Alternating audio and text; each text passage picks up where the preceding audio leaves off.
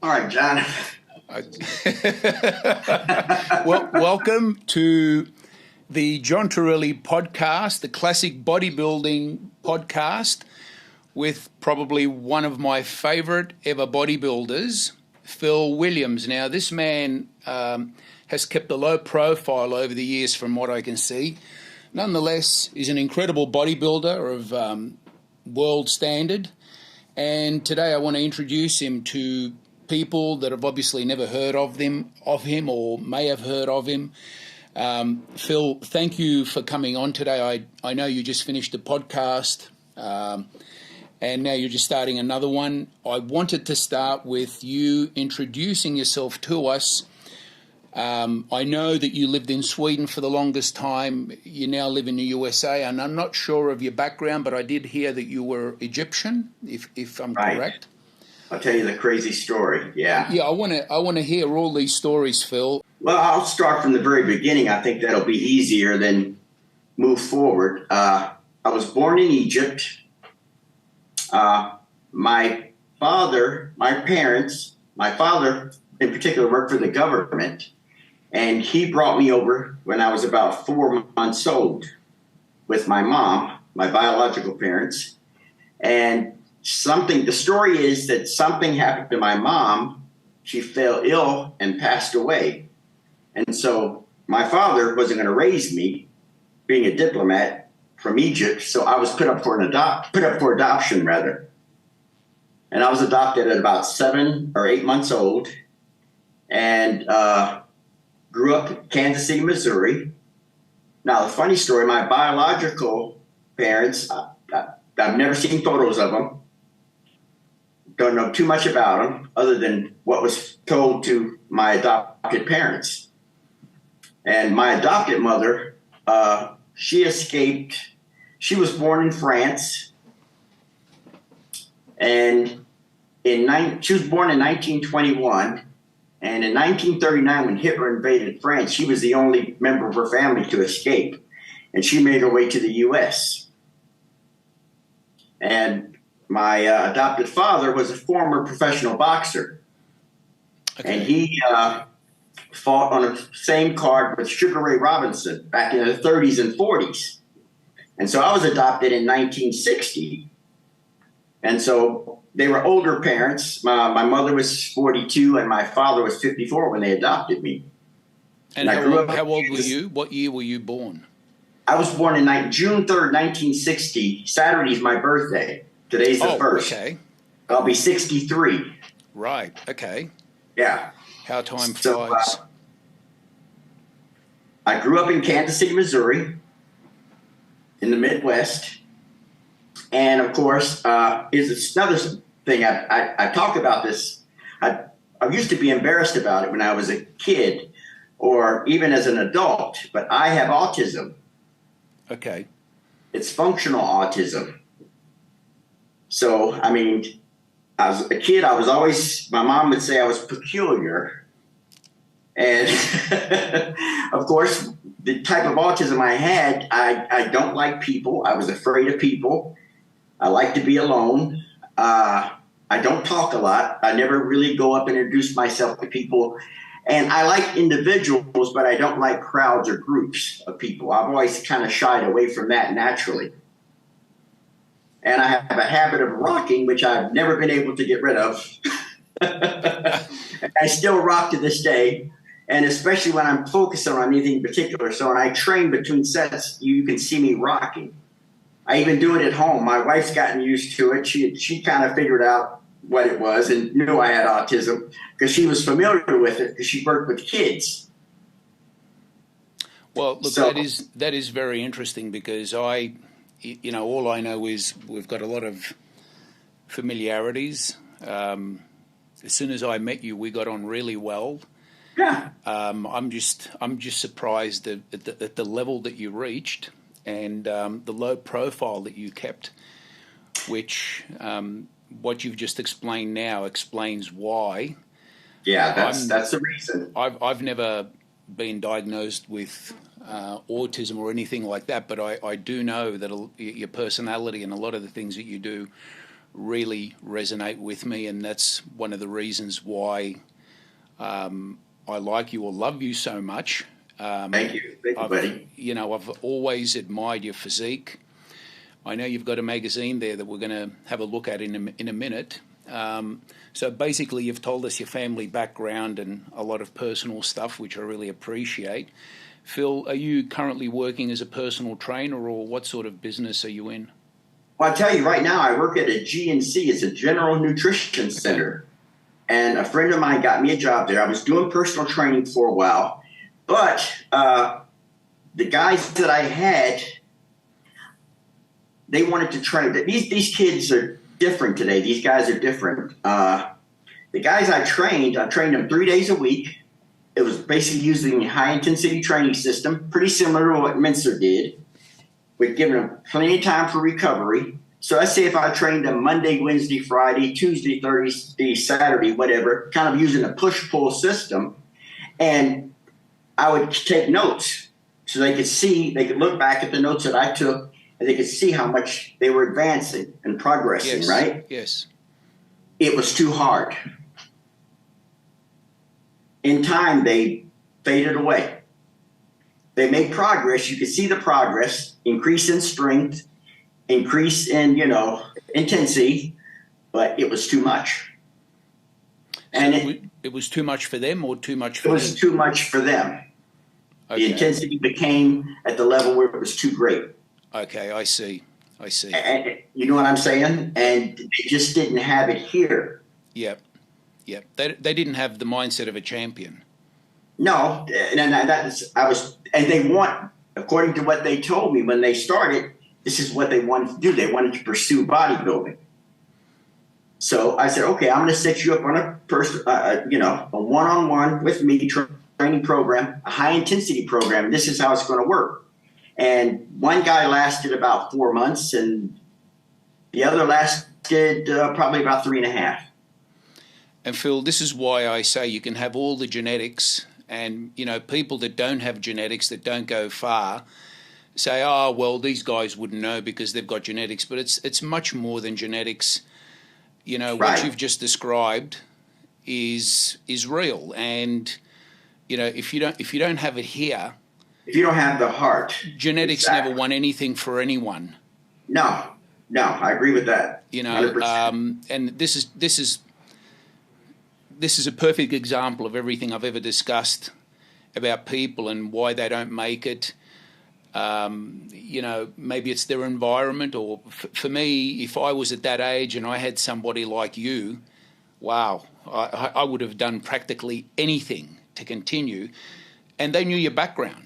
When they came to you, Yeah. they knew what they were dealing with, and what they asked you, they probably couldn't ask too many people better than you. So anyway, that's their loss. Phil, what I did want to ask you is, who inspired you in the beginning? Who was the person that when you had a look at him, he may have been your idol, or somehow he prompted you, or who was it? And tell us a little bit about that. I'll tell you a story. I'll lead up to it. I was bullied from the time I was 6 years old until I was like 15 on a daily basis, right? Yeah. And because I was a peculiar child, of course, I mean, I was teased because I was adopted. I was teased because I looked funny to them, not being black, not being white. Yep. So that was in the 60s growing up. That was a little different thing. You got bullied, especially from the blacks, more than anyone else. I kid you not, because they, make fun of me. Sorry to hear that, but yeah. But, I mean, that's what eventually led me into bodybuilding. In 72, I got into martial arts. I saw Bruce Lee. And I thought, well, he's got muscles. Nobody would mess with him. And so I started taking martial arts, of course. And my father, being a pro boxer, taught me how to box as a kid. Yeah. But you couldn't box 3 or 4 kids. Yeah. And it was always 3 or 4 against 1. Yeah. You know what I'm saying? Well, look, I kind of experienced a little bit of that myself. So I know where you're coming from, because I was ethnic, and when I got to Australia, I was overweight, strange looking. Right. completely different to everyone else, and I got bullied something bad. I'm not sure that that's the reason why I started, but obviously that's what led you into this. That's why I discovered bodybuilding. Sorry? That's how I discovered bodybuilding. Yes. Because when I started in 75, I started training in 1975. There were no gyms anywhere. The health and fitness industry didn't exist. I started in a downtown YMCA, right? And I'll tell you how I started. A kid I went to school with, we had a show and tell, and the kid brought pictures of his father, who was a bodybuilder, one of the best in the Midwest. And he showed me the pictures. And I said, please introduce me to your dad. I want to meet him. It's the first time I ever saw a bodybuilder. And his father came to pick him up from school once, and he introduced me to his father. And I met the man, and I looked at him, and I said, oh, I want to be like you. What do I do to be like you? And the guy kind of laughed at me and, kind of shrugged me off. I bugged that man for 6 months until he finally gave in and took me to the downtown YMCA with him. And what was his name? David Washington. David Washington. Yeah, he was one. He competed against Gloria Cole in the Junior America and Harold Poole back in the 60s. Right. See, these are all these unsung heroes that you never even hear about. No, no longer hear about. He was probably of a great standard, and to have got your attention the way he did. Yeah. And nobody's ever heard of him, which is incredible. Yeah. Yeah. So at 15, I finally met him at the YMCA, told me what to do, took me to some workouts. I'd meet him down there on a Saturday, and from there I started.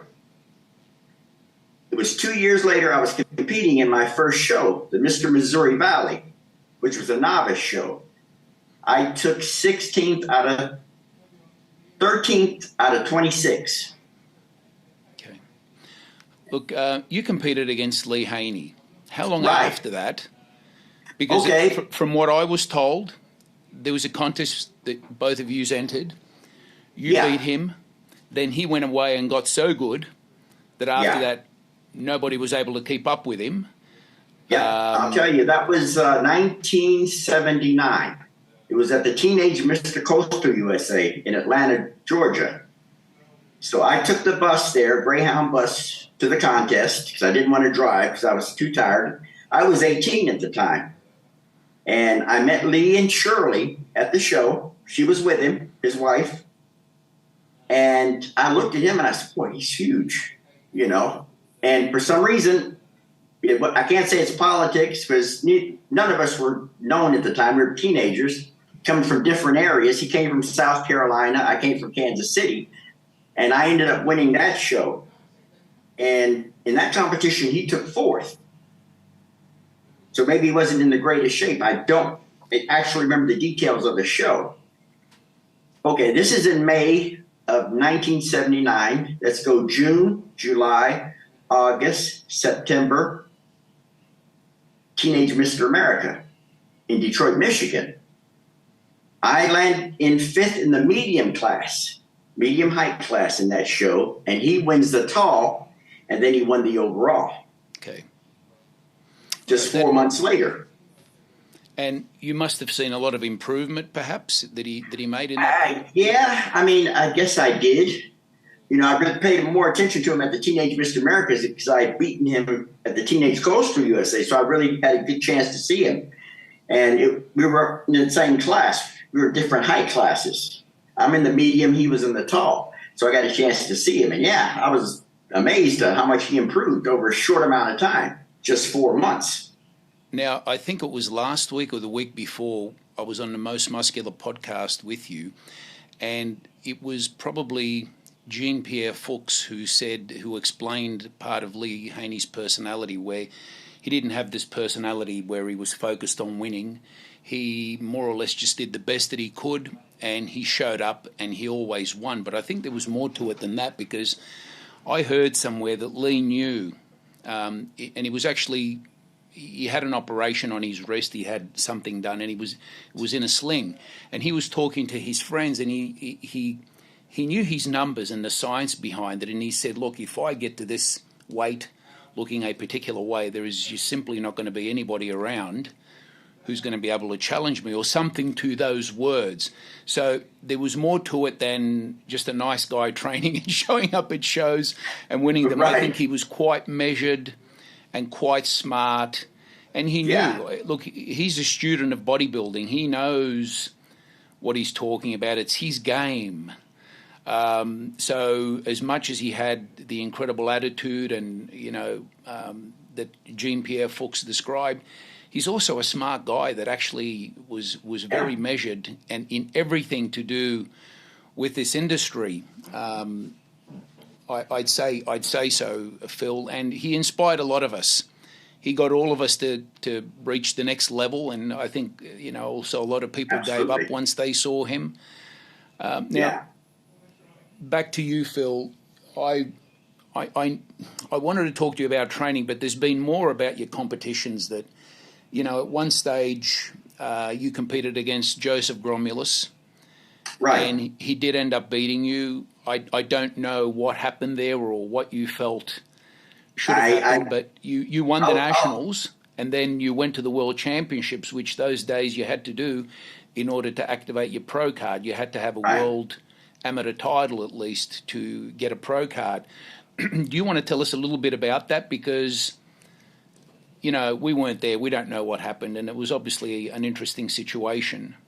I'm going to work up to that. In 1983, I was living in Sweden, and there was the Open European Championships a week before the Mr. Europe, the IFBB Mr. Europe. And so I went into that show, and I won the overall. Okay. The guy that won the heavyweight was a guy named Chris Dickerson. I don't know if you remember him. He was on the cover of Leader magazine. I remember him, yes. He won the Mr. Europe a week later, but I beat him in the Open Mr. Europe. So I figured at that point I'm ready to go back to the U.S. If I can beat the best in Europe, then perhaps I'm ready to go back to the U.S. and join the NPC. I come back in 84. There's the Amateur Grand Prix a week before the NPC USA Championships in 84, which was in San Jose. So I qualify by winning the Amateur Grand Prix. A week later, I go to the 84 NPC USA, which wasn't a pro qualifier at the time. It became that 2 years later. Right. I won the light heavyweight and the overall in the USA Championships. So after that, I trained for the National Championships, which is a year and a few months later, which was held in, I believe, September in Miami, Florida of 1985, September 13th or 14th. I go into that show. I win the NPC National Championships, the light heavyweight class, and the overall in that show. So there's actually another pro card, but that wasn't available until a year later. 3 weeks later, I go over to Sweden, which I lived there part-time between the U.S. and in Sweden. And I knew who Gromulus was because he was beaten by Gaspari in 84. Yes. They had the World Championships that year. And I think that was in Vegas.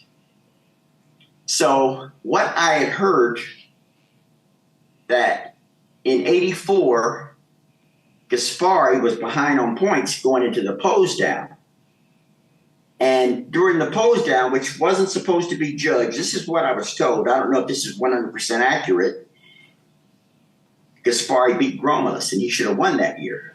Okay. That was the word. As we went to Europe for the World Championships 3 weeks after the Nationals, a funny thing happened. I had two friends. The competition was in Gothenburg, Sweden, my hometown. So imagine having the World Championships in your hometown, right?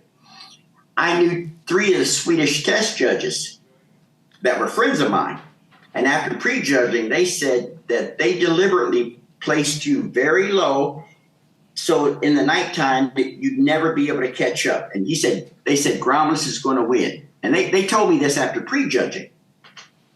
Okay. There's nothing you can do to catch up. So I knew going into the night show that I'd already lost. Wow. So okay. Well, that meant no pro card. Yeah. Right. So for 3 years, I was in sort of limbo. I continued to train. I wouldn't call it a depression, but it was, there was something there.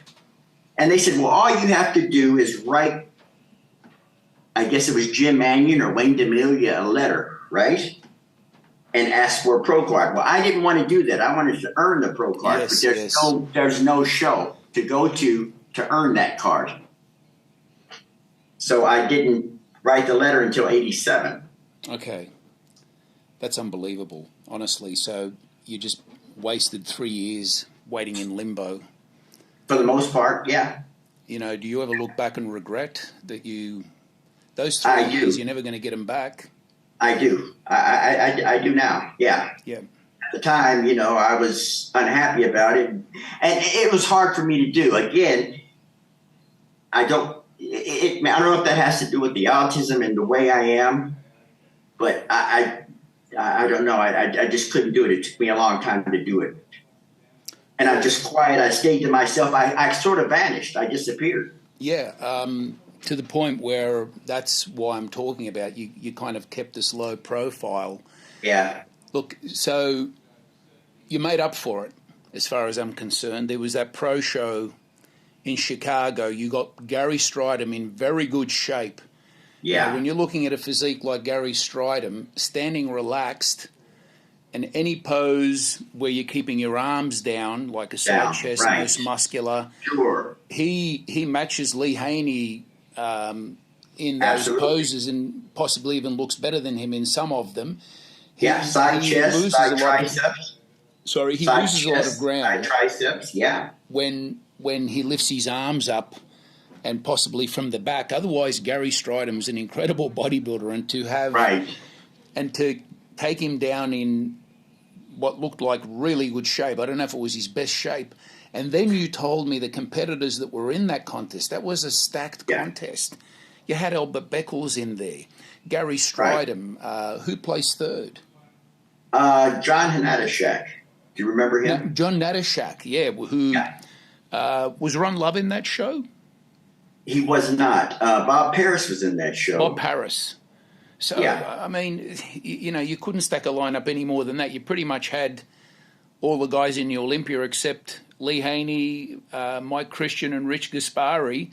Otherwise, you had the best of the best. You even had Ron Tufel in there. Right, even Ron Tufel. You're going to have to show us some photos of that, Phil. Have you got the magazine there? Yes, I do.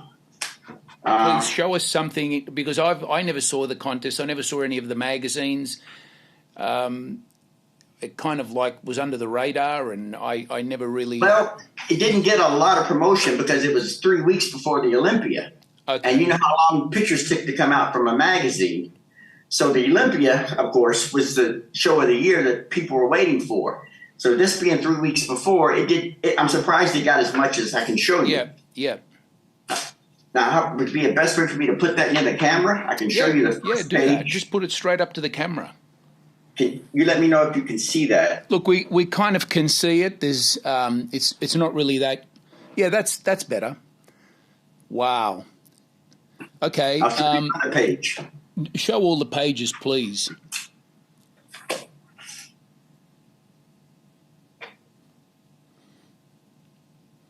Okay. Show us that again, because there's some back shots there. I actually want to have a good look at those back shots. It's very hard to see. They're not the clearest pictures, even in the magazine. Right. Well, look, you can pretty much tell what's going on. You're the guy all the way to the left. Right. And you can tell where that contest was won. Definitely. And then even from the front, you looked fantastic. So you were the obvious winner. Why did you go into the Olympia 3 weeks later? I'll tell you a funny story. I've never had a coach. I kind of took a little advice. I'd ask Samir, I'd ask Ali Mala. I said, well, what do you think of this or that?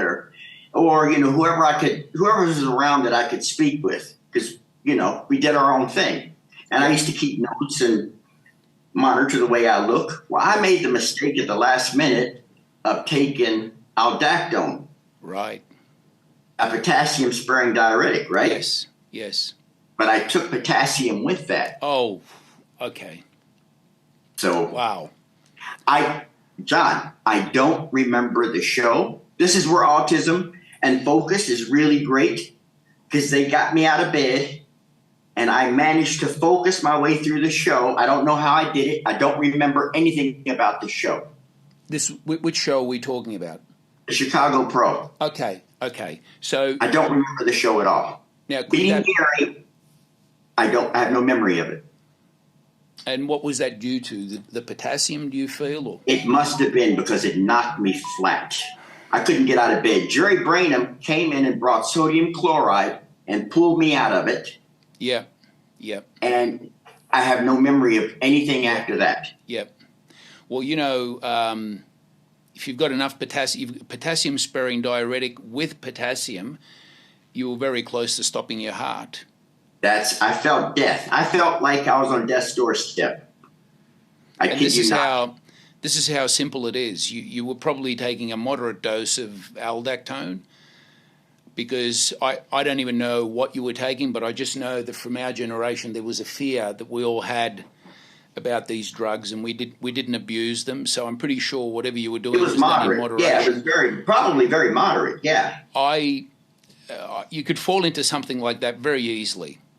And today people are dying, and there's all sorts of stories and excuses, and most people don't have enough knowledge to know about potassium sparing. If you take 2 potassium sparing diuretics, you've pretty much signed your own death warrant, which is almost what you did that day, because do you remember Dr. Gavorkian? Yes. He made a euthanasia machine, right? And he got arrested for it. That euthanasia machine was you in a room on your own, you push a button on the wall, and it tells you what's going to happen, and it gives you a chance to pull yourself out of it and say, do you realize what you're doing? If you hit yes, it goes to the next question. And then it says to you, if you push this button next, this is what will happen. And which was you get, you've got a drip in your arm or wherever they put it. You get the anesthetic. And then after the anesthetic, there's a lethal dose of potassium that just simply stops your heart.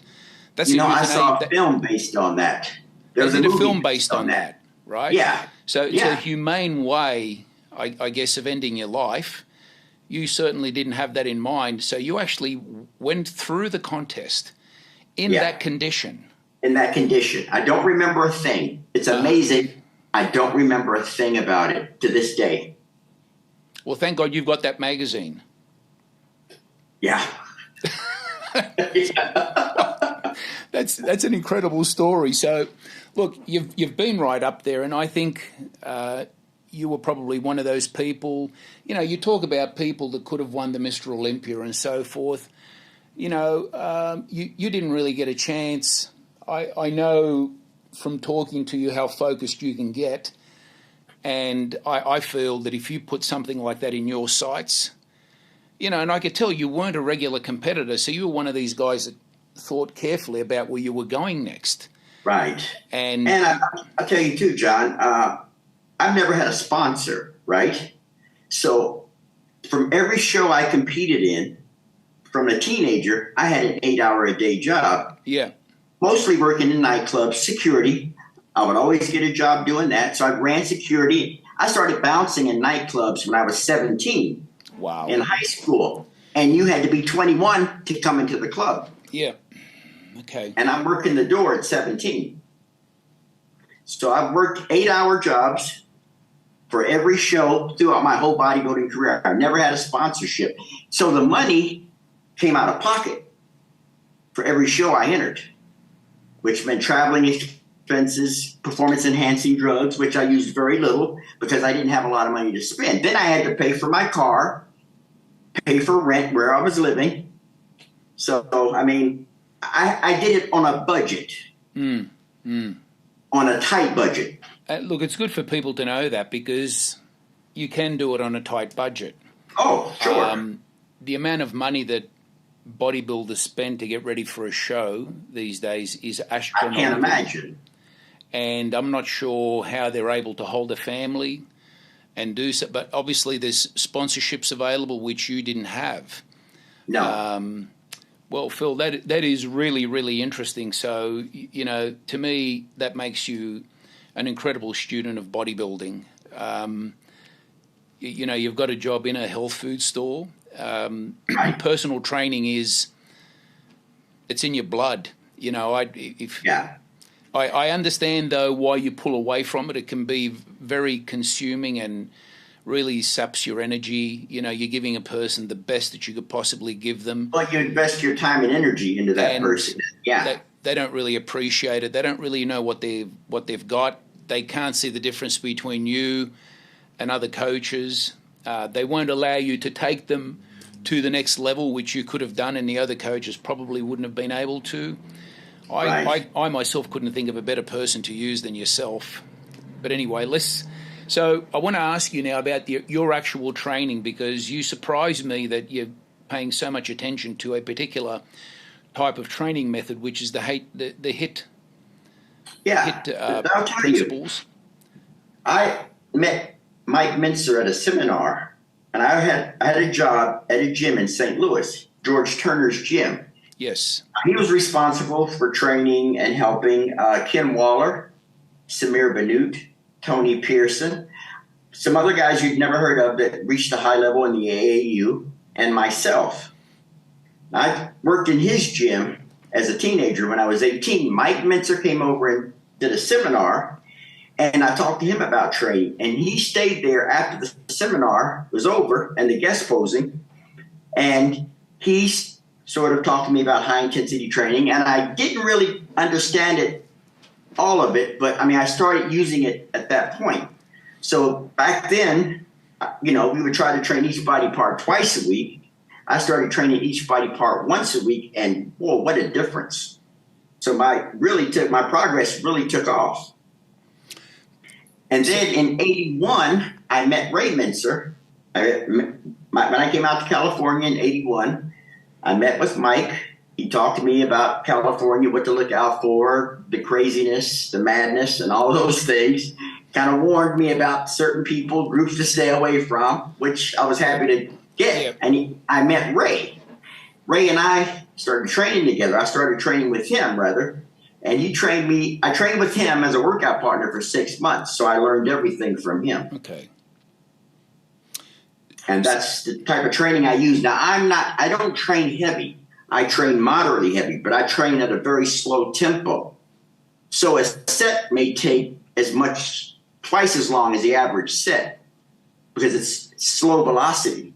Well, this is what I wanted to ask you. So, my question was your load. So you've already told us you're not going for those heavy weights. This sounds like really smart training, what you're talking about, because so you've stuck to the 1 or 2 sets per exercise, say 3 exercises per body part. Is that pretty 3 much exercises?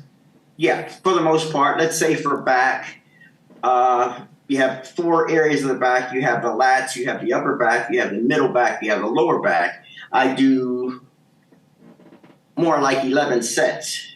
11 sets. 11 sets. I do, let's say, for example, one back workout would be 3 sets of T-bar rows. The second exercise would be seated cable rows. The third exercise would be 2 sets of Nautilus pullovers. And the fourth exercise would be reverse hyperextensions. Yes. Okay. The next back workout would alternate. It would be 3 sets of bent over rows, 3 sets of seated cable rows, 3 sets of close grip pull downs, and then 3 sets of hyperextensions. Okay. So that alternates every other workout. Yes. That's an example there. So I would imagine that each one of your reps probably takes around 8 seconds to perform. You'd probably be 2 seconds on the way up, 3 seconds lowering it, a pause at the top, yes. A pause at the bottom, and you've got an 8-second repetition. And how many reps would you typically perform? For upper body, 8 to 15 for upper body exercises. For lower body exercises, 15 to 20 reps on average. Okay. Now, when Mike Mensa was out in Australia before the Mr. Olympia contest, the famed 1980 Mr. Olympia contest, we were training in the same gym. I was competing the same day that he was. And he saw that I had those leather straps for doing back, you know, wrapping them around the bar. He saw that I had those. So he was doing back, I was doing back, and he worked in with me. And what I noticed, this was the last workout I was doing before the contest. I ended my back session with 15 sets, a total of 15 sets I did for my back. Mike, I left after a while. He gave me back the straps and I left. I counted 25 sets that Mike did, and I asked him about it. And he said, well, look, this is more just because I'm nervous. So, you know, and there have been other times where he's been caught doing multiple sets. Really? When he was training with KCV8 or somebody approached him and he said, well, basically this is for chiseling the muscle. Now, I'm not sure what he meant by chiseling the muscle, but there were times that Mike Mensa was caught doing a lot of sets, and you know, I witnessed it. So I do understand that he trained the way you described, the way you're training, and I've trained that way as well. I'm actually more or less doing it now, pretty much like what you've described. But there were times when Mike Mensa had been caught doing a lot of sets, and I don't know what was behind it, except that it must have had some sort of benefit. I mean, I heard that the owner of Go's Gym, what was his name? He wrote a book, The Three Musketeers. Ed Connors. Ed Connors stated that Mike trained a lot more than he said. Yeah. I never saw it. I trained with Ray, and it was pretty short and intense. But Ed Connors always said that. So well, I mean, never know. You know, they never talk about... Look, this all comes from the Colorado experiment with Arthur Jones and KCV8. No one ever really discusses the warm-ups. They just discuss going to one set to failure. And I'm going, well, you know, how do you do one set to failure with your top weight and no warm-ups? So myself, when I do that sort of training, I might do 1 or 2 warm-up sets of, say, 3 repetitions or 10 repetitions, but the weights are so light that you don't need to rest. I'll do 1 warm-up set generally, sometimes 2 if it's early in the workout. And then without any rest, I go straight into that set. And at the moment, I'm really enjoying the high reps. So it's not time under tension, but it's a lot of reps where, and I'll tell you who gave me the idea of these repetitions was Rick Valenti, because he's doing sets of 50 repetitions. I saw that, yes. And I tried it. And you know what? Like, if you're doing 3 exercises for, say, your triceps, and you've done a set of 50 on each one, you're going to have a pumped up arm. You're going to have a good tricep workout, and it's only 1 set. You probably really get to failure at 35 reps, I would actually reach proper failure. But because it's such a light weight, and you know you're not going to get injured, you can cheat, and you can keep moving it, which then gives you the time under tension. So that's what I'm doing at the moment. You're simply doing the same but less repetitions. Right. Which is really interesting. And Phil, have you always trained that way? I have. Like I said, I've never trained very heavy. I've never had to grow. Intensity and moderately heavy weights has always worked for me. And that's the way I've always trained. To this day, I've never been injured in the gym. That's something, because I can't say that. And, you know, I've had a lot of things happen to me, but it wasn't necessarily from the gym. That's where they would happen. It's usually something silly that I did outside the gym. Then you come in the gym, pick up a weight, you hurt yourself, and you blame it on the exercise. But, you know, to each his own. Look at the mess that Ronnie Coleman got himself in. What damage? Yeah. You know, I mean, this arm here, I've had 14 elbow operations and probably need another one. So I've done a lot of, and this was from something that happened outside the gym. you know. Right. So Right. look, you've been doing that your whole time, and I never would have guessed it. I actually never would have guessed it, but you're obviously a very smart person, very smart trainer, and it's not one set to failure what you're doing, but it's close enough. And like I said, nobody ever spoke of any real warm-up sets, so you'd probably see that Dorian would be doing the same thing, because he came to my gym when he won his second Mr. Olympia, and he was a strong guy. And he did tell me that he wasn't going to go to his maximum because it was a new place. He wasn't used to the equipment. So he wasn't going to really push. But still, the weights that he used were quite heavy. I mean, we had a stack on one of the lat pull downs, which is well over 300 pounds. And he was using it for repetitions with not too much difficulty. Yeah. So I tell you, I'm not a strong bodybuilder. I'm a medium to small bone guy with small joints. So the illusion on stage, I've always looked a lot bigger than I actually was. Well, Phil, this is the so thing. I never tried to use heavy. Whenever I went real heavy, it felt uncomfortable. And I'd lighten it up and then slow down the repetitions and squeeze and contract more to make sure I got full range of motion with maximum contraction from rep 1. By the time you hit 15, you go to failure pretty easily because you're squeezing all that blood into the muscle. Yeah. Isn't that slow? Well, the thing I wanted to ask you, basically, with that system, it's under the guise of the stronger you are, the bigger the muscles get, which I don't agree with. Right, I don't agree with that either. Right, so please tell me your version, because if these guys, I say to myself, well, you can't go in every workout and just put more weight on the bar and do extra reps. No, it's insane. It's you're going something's going to give. So eventually you get injured. Exactly. So what was the method that you used to improve? Did you have a special way or a different way of controlling that intensity? Because you weren't just putting extra weight on the bar, you weren't just doing extra reps.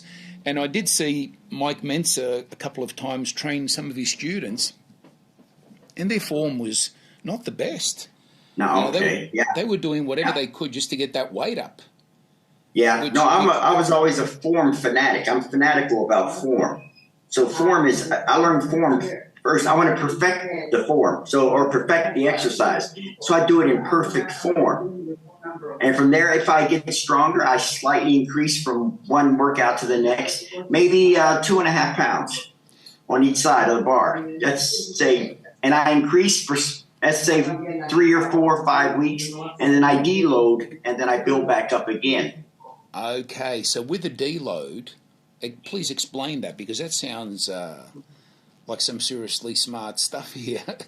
Okay, about every 6 weeks, either I take 4 or 5 days off, and then I deload, which means I drop about 25% of the weight and slow it down even slower and squeeze full range of motion, maximum contraction to failure, and then from there I start to slowly increase again. But these increases can be, minimum, maybe 2.5 pounds to 5 pounds every other workout.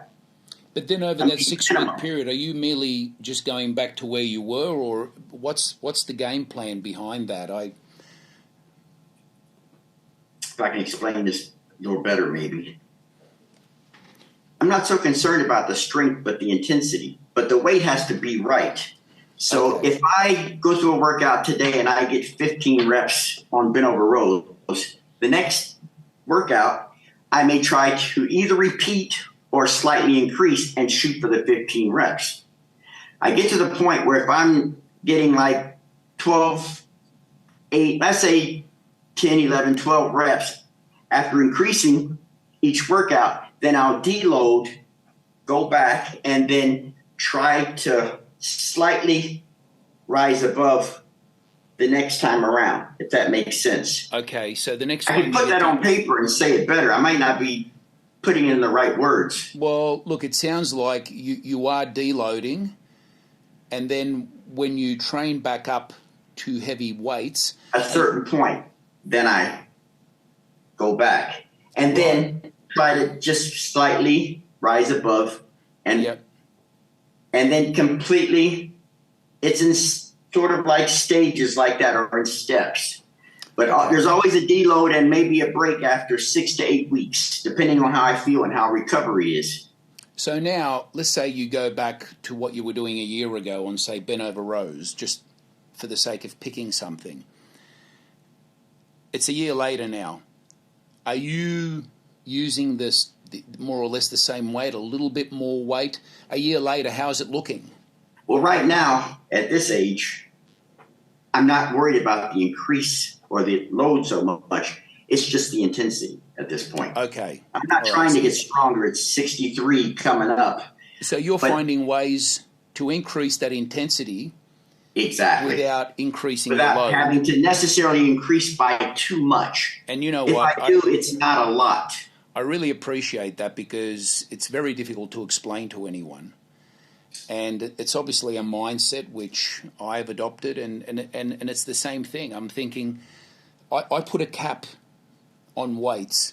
So there's no reason for me to be using more than 225 for doing rows.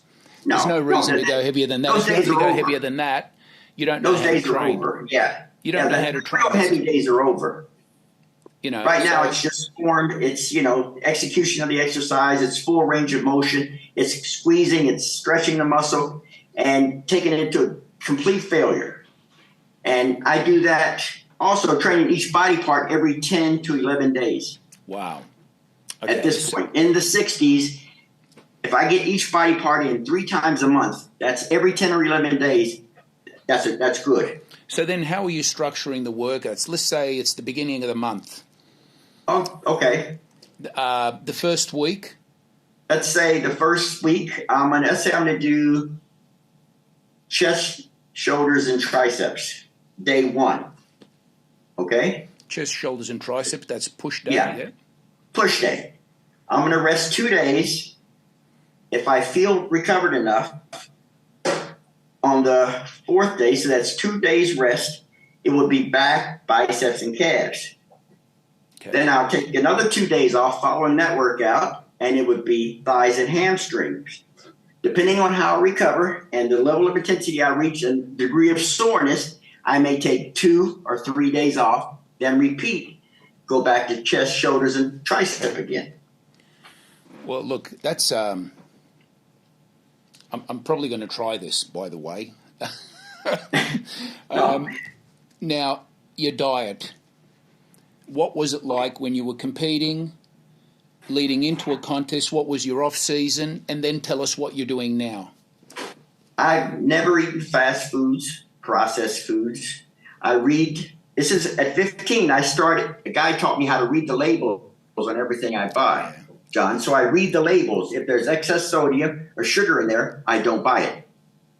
So I eat the same foods every day, and I have the same. It would be chicken breast, turkey breast, or ground white turkey, lean red meat. Sometimes we'll have salmon or seafood. I eat the same. My diet hasn't changed for the last 30 or 40 years. I buy the same foods. I prepare them the same way. That never changes. I really don't eat in restaurants. If I do, then I'm very selective about the meals I choose. I've always been that way. I think, again, that goes with the mind. Yeah. My mind, I don't taste food. I don't like food in particular. There's nothing I like more than anything else that I eat. I don't favor any foods. I don't think I have taste buds, to be honest with you. I kid you not when I tell you this. My wife used to laugh about it. She's laughing about it, but I'm telling you the truth. So I think that goes along with the autism. Look, I just think it's the mindset of a champion, because the other day I was speaking to someone and they wanted me to come up with a 12-month bulking program, then a 12-month get in shape program, and they wanted a different diet every week of the year. And I'm going, are you sure about this? Like, not only is that a lot of work, because, look, I'm a qualified specialist in sports nutrition, and, we probably know the same stuff, okay? Forget about the title. I learned everything the same way you did, self-taught, and the things that were in that course were excellent. It was very interesting, but I think I knew more than what was already in the course, just the same way you probably did, because we've been doing it for the last 40 years. 40 years, right? yeah. And there's certain foods that I like, and I want them every day. Except people at a different level are like, yeah, no, I can't eat this, and I need something different the next day. And I don't know if I don't know if I could actually do that. Where what do you go looking for? You have your favorite foods. Yeah, I mean, there's foods that, like I said, it's with carbohydrates that say it's strawberries, blueberries, banana in the morning. The rest of the day, it's either brown rice or basmati rice, sweet potatoes, and then vegetables. Those are basically my carbohydrates every day. Have been for decades, and along with the other proteins I've mentioned, that's all I ever eat. Okay. And that's maybe 4 or 5 small meals a day. And I still, to this day, nothing's changed. I don't think about it. When it's time to eat, I eat. I don't think about food at all. Food never enters my mind except when it's meal time. Prepare your food in the morning and bring it with you for the day, or? Yeah, well, my wife and I will cook. One day we'll cook, and that would cook for like a 3-day period, and then we'll repeat that. And 3 days later, we'll do the same thing again and make enough to last at least for 2 or 3 days. Well, look, now that you're talking about her, tell us a little bit about your wife. Does she train with you? She eats? She's my workout partner. She's your workout partner?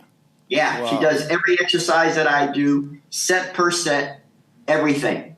Well, she's my workout partner for the last 10 years. You sound like you've got yourself a good partner there. Yeah. She's all I need in a workout partner. Now, what does high intensity? What sort of work does she do? She does caregiving. Okay. She's a in-home caregiver. It's really interesting. That would be an ideal situation to actually have a partner or a wife that you could do that with and have as a life partner. So you've got that under control, and it sounds really good. Congratulations. Oh, thank you. Yeah. She's incredible.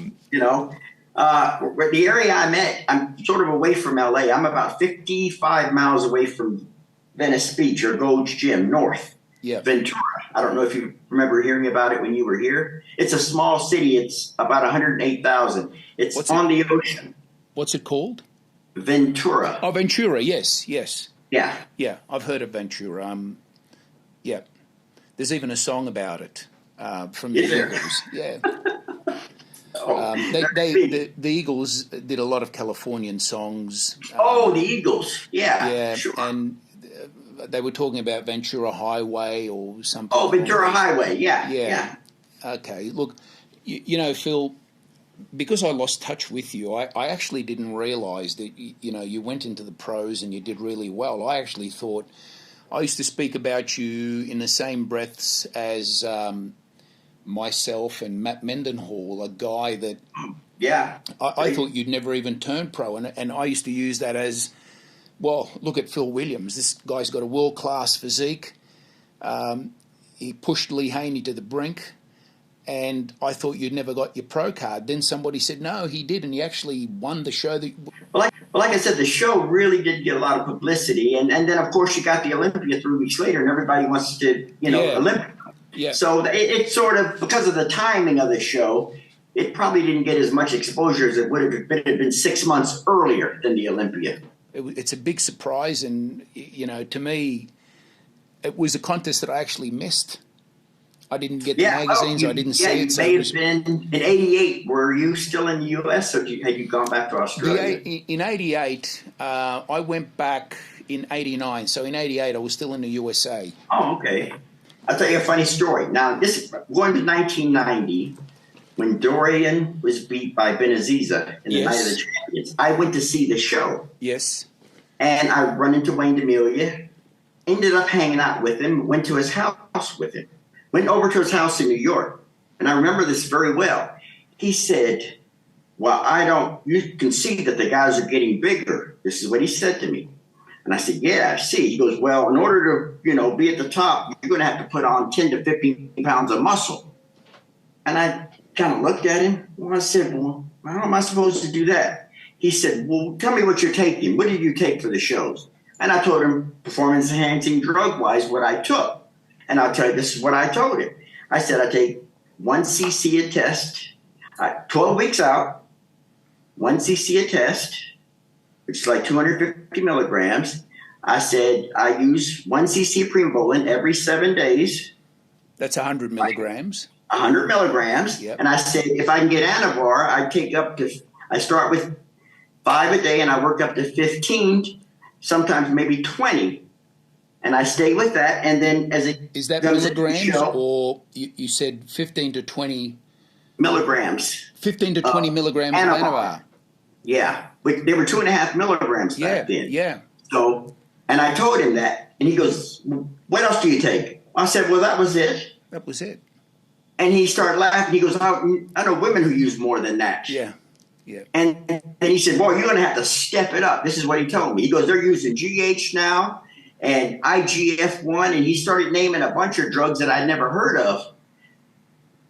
And I looked at him and I said, well, what does that cost? He goes, well, it costs a lot of money. So I competed in 92. I, of course, couldn't afford the drugs. Yeah. I found out what GH cost back at that time, and we're talking about thousands of dollars, right? I mean, thousands. So I couldn't afford to do it. So that was sort of the beginning of the end. But I mean, Phil, have you ever used GH? No. No. Let's put it this way. Whatever you get out of anabolic steroids, if you're going to compare GH to it, it's nowhere near it. I think it can work well if you understand what it does. And to me, what it really did was I could diet like an idiot, do dumb things, and it's really good for helping hold on to the muscle size. And what I've also noticed is that as you put on weight, it can help you keep the hardness. But all this business of how big it makes you and all that, it just... And you know what? When people say you have a GH gut, I think what they're talking about is the fact that you can eat so much food on it and stay hard, you're going to end up, if you eat a lot of food, you're going to stretch your stomach. It really has nothing to do with the GH except that you can eat that much more and retain hardness. So then you'll end up with a gut extended, covered in vascularity, which is ugly. Right. You end up with a distended gut because it allows you to eat. Okay, so you stay harder, but the side effect of that is you're filling your stomach up and stretching it to the point. And I thought, is it a really good drug? No. Do people use too much of it? Yes. Yes, yeah. Is it absolutely positively necessary? Absolutely not. The stat that you were talking about, to my way of thinking, if you're going to have to do any more than that, you're increasing your chances of the side effects and not necessarily increasing your growth that much. Right. I think if you need any more than that, you don't know what you're doing. Wayne was never a competitive bodybuilder, and he gave a lot of advice like that out. Of course. He had a lot of information, which, I'm sure he spoke with everyone like he spoke with me that day. And so I guess he thought he knew a lot. And to be honest with you, I studied training. I studied nutrition. 12 weeks before a show, I knew what I had to take. And if I managed to get what I wanted, I never studied it. I didn't put energy into that to find out, what steroids, what they could do, this and that. I depended on training and nutrition and my genetics. Absolutely. And the steroids, the 12 weeks out, was sort of be like the equivalence of a beauty contest and a woman using makeup. Does that make sense? Phil, it makes absolute sense because when we were talking a couple of weeks ago, I think I Jean Pierre and I were exchanging what we took, and I don't know if you remember what my, like, you know, I remember, yeah. It was probably my second or third cycle ever, and that's when I won my division in the universe. And it was pretty much along the same lines as what you just described. Yeah. You were using Primabol and 100 milligrams a week. I was using 100 milligrams a week of Durabolin, fast-acting Deca. Yeah, Durabolin. You were using slow-acting testosterone. I was using propionate, which I used to start 3 weeks out. And I took exactly 17.5 milligrams of Anavar a day. We didn't know each other. Right. We didn't exchange, and it's just that we came from the same school of thought. Regardless of whether you have to be trained on this sort of stuff or it came to you, it was sensible, and I don't think you need any more than that. I've tried more than that. I've definitely tried more than that, but I can't say that I could depend on it for anything. Once you've taken that much, you've opened up the window. Then it's the training and the diet, and to me, staying on a diet and the you know, the consistency of staying on a diet and not coming off the diet is significantly more important than whatever anabolics you're taking. That's the school of thought that I come from. You know, for me, the training had to work, the diet had to work before the anabolic steroids. Right. And then we would take them 12 weeks out. If you needed help, sometimes in the off season, you would do them again, which more often than not I would do. And that was about it. You know, when I first turned pro, the first two years, I was never able to come off because of all the things that you had thrown at you. And then I got, well, you know, I don't know what's coming up next. What do I do? Do I come off every... So for about a 2 or 3 year period, I was constantly, you know, taking stuff in that manner, not the full dose.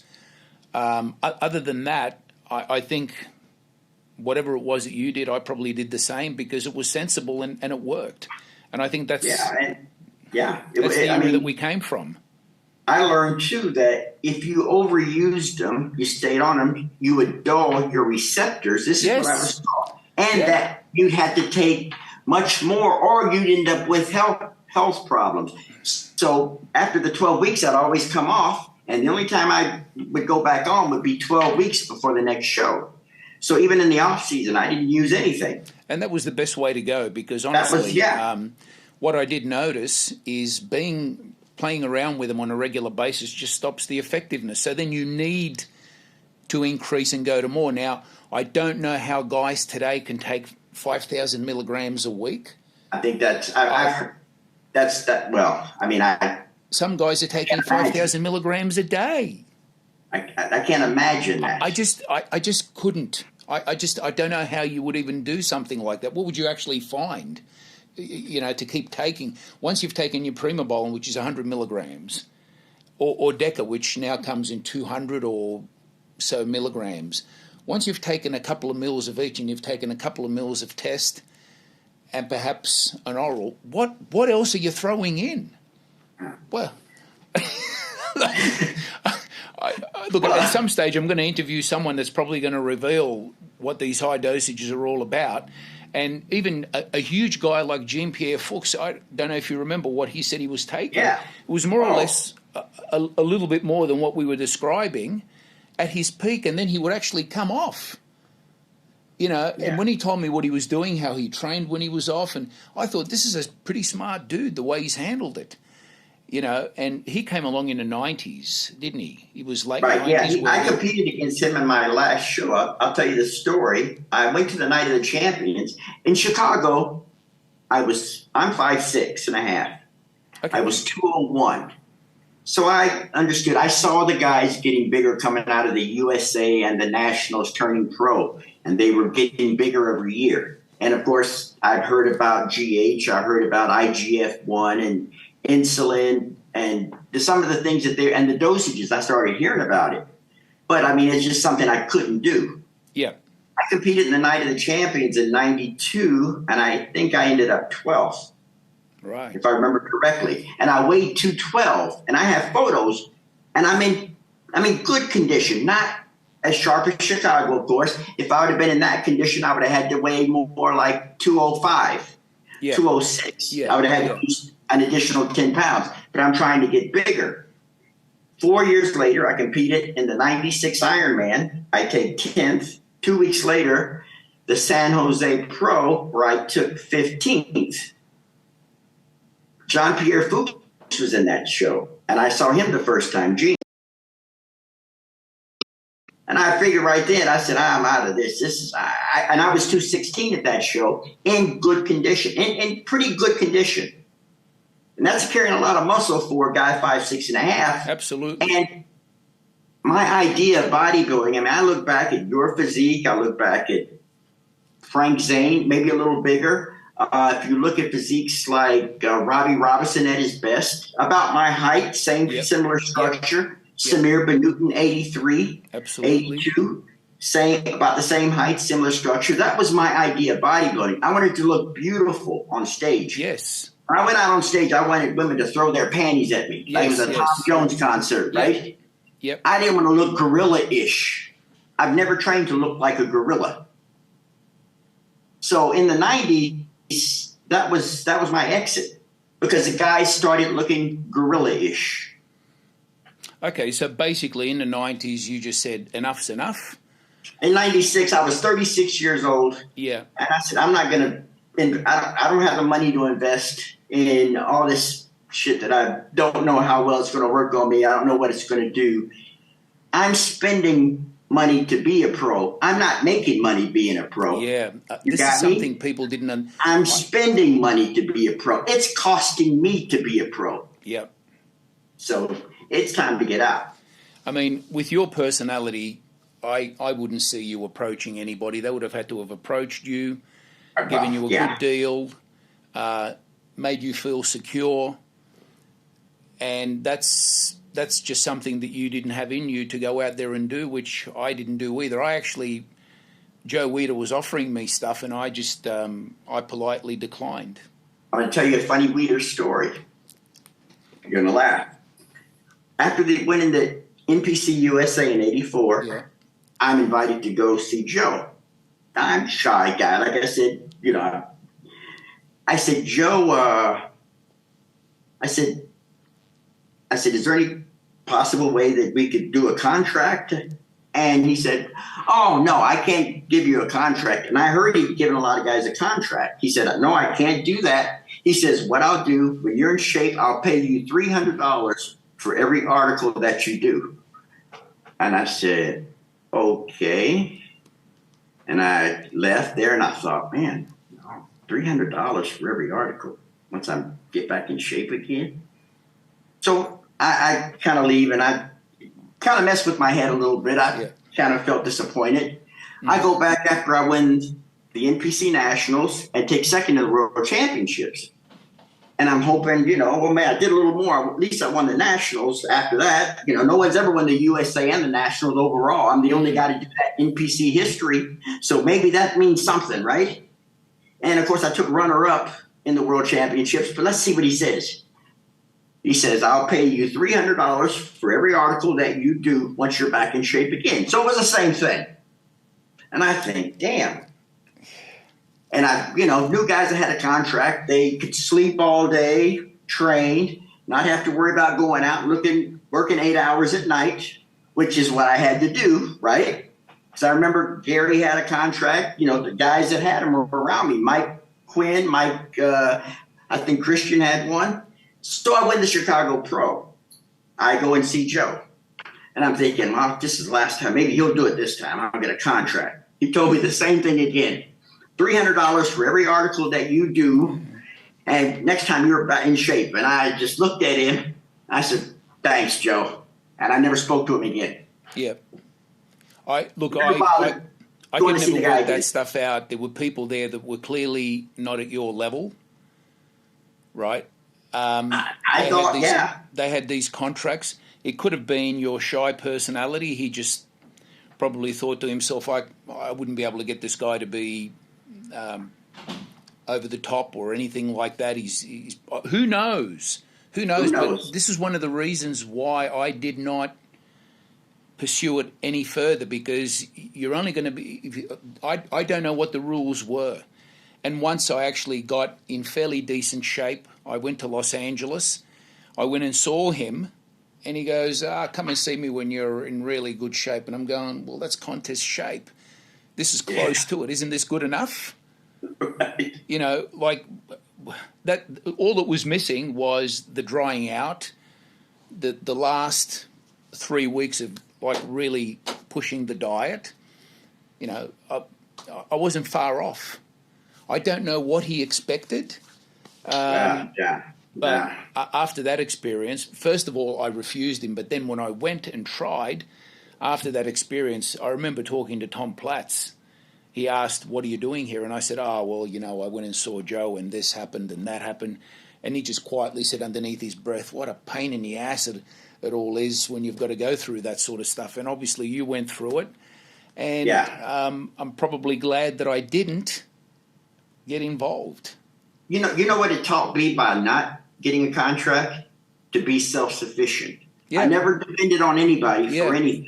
Yeah. I always had to get up off my ass and go take care of it myself. Yep. If it was money, I always had to do that. I've always worked for every show. Like I said, an 8-hour job, whether it was working in nightclubs, security jobs. I was the same. I did not. But look, funny enough, towards the end, I actually got a couple of people sponsoring me. There was Nature's Bounty from New York. It was Long Island.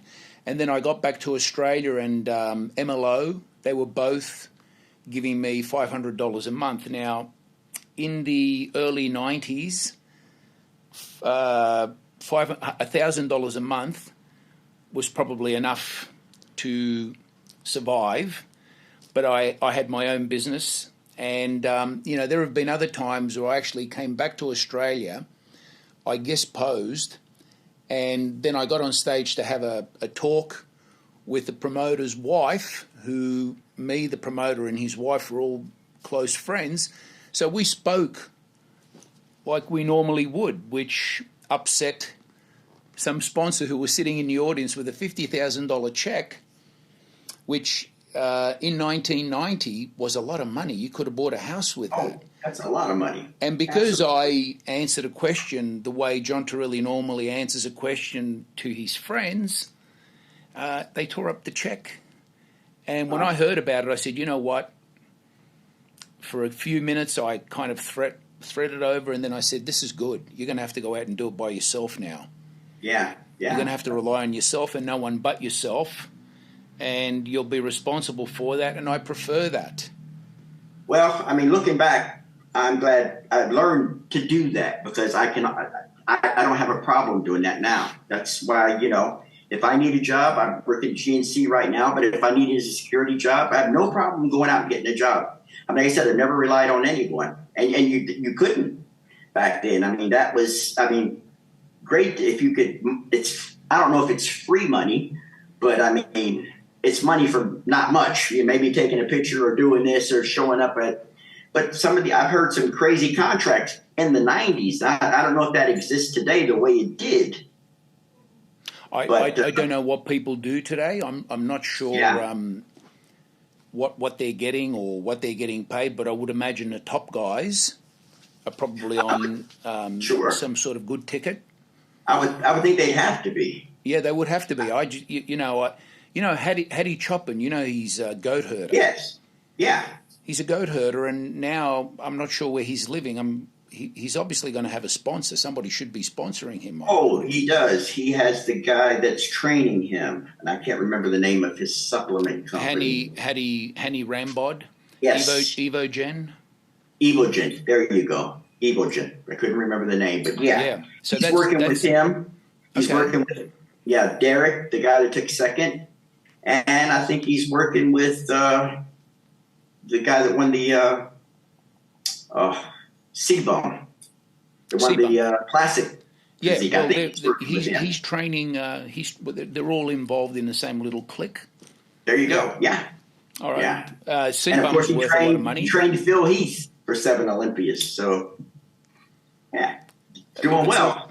It's all very interesting. Now, Phil, what next? Are you just do you have any plans or anything that you're going to be doing, or?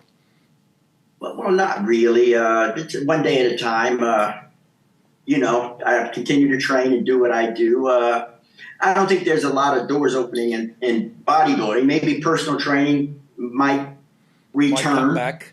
If it does, I mean, I'm great. I'd be willing to do that. And if it doesn't, but then where I'm at right now, you don't have that type of environment. You don't have that type of guys that are interested in bodybuilding.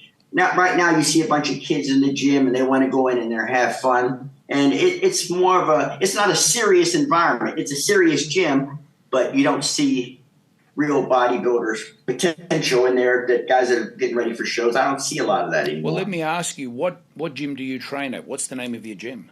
I train at a gym called BSF here in Ventura. BS? Better, Stronger, Faster, it's called. Bigger, Stronger, Faster. Okay. Better, Stronger, Faster. Yeah. And then there's another gym near me called Underground Fitness, which is more of a harder core gym in a basement gym, and it's spacious and has different equipment. Between the two, I could put together everything I want to do. What one gym doesn't have, the other will have. So I've based my routine working one back workout at this gym, the next one at that one. You know what I'm saying? One leg workout in this one, the next one over there. So I have everything between two gyms that I need. So Phil, you're taking one day at a time. Pretty much, yeah. You pretty much love what you're doing. You don't have any long-term goals. Well, at our age now, to stay healthy, of course. Absolutely. Stay in shape, stay healthy, 100%. Like I said, I'm 63 on Saturday. So from here on out, hopefully, I don't know if I have any poor genetic history or anything like that being adopted. So a lot of times you can inherit different things that you aren't aware of that could run through the genes. Yeah. But I just take it and stay healthy as I can and just one day at a time, man. Yeah, no, I get that. And, you're doing a good job. Let's finish off. Is anything you want to say about the family?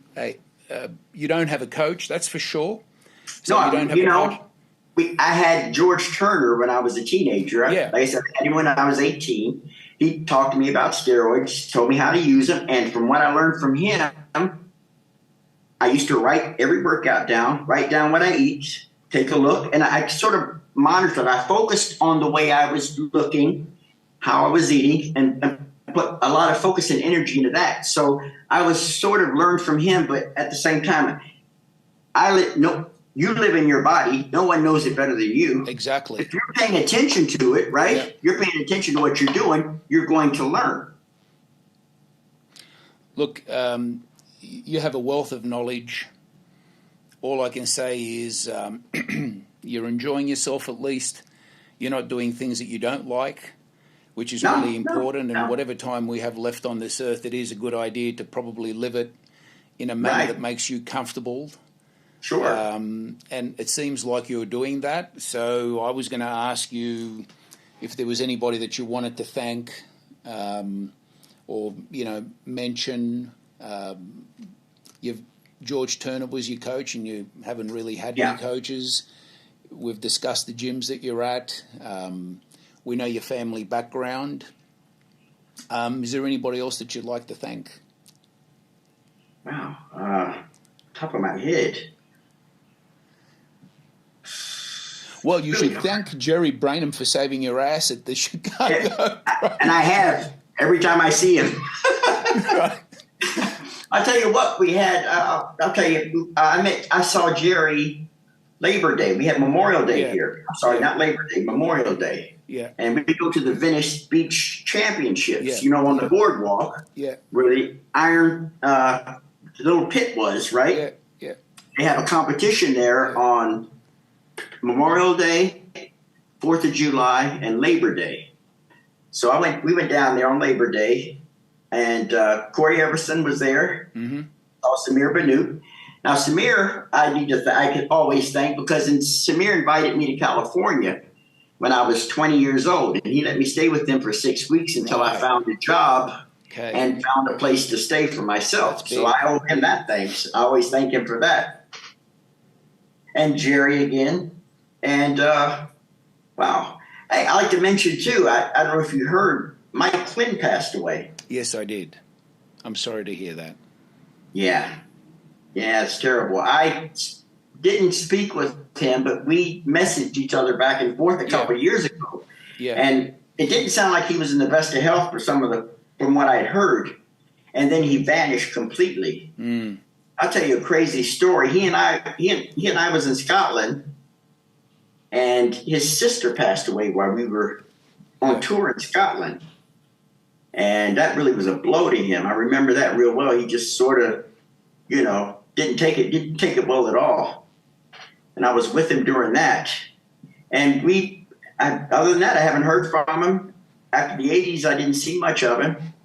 And we ran into each other on Instagram and messaged each other a few times. And he had, I don't know, looks like he had some poor health issues. Yeah, I always knew that there was something wrong. It was, he did have a lot of health issues, and we don't really know what happened. His family, mate, it's just really sad to hear, because he wasn't that old, and once you see a tough character like that go, it just he just went. It kind of makes you realize your own mortality and how close. Oh, sure, absolutely. It could all be. It's not difficult to lose your life. I mean, the situation that you went through at that contest, you don't remember. You were at death's door. Death's doorstep. As negative as all that may sound, it's actually good that you're admitting that sort of stuff. People to understand this. I think me talking to you today, I would like to think that it's been educational for whoever's going to listen. And Phil, like I said, you've always been one of my favourite people, not just physique-wise, your personality. When I've met you, you're so gracious and a really good person.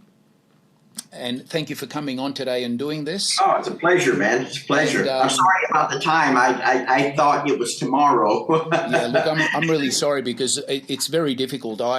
That's why I said it'll be the same time that we normally do the Most Muscular podcast.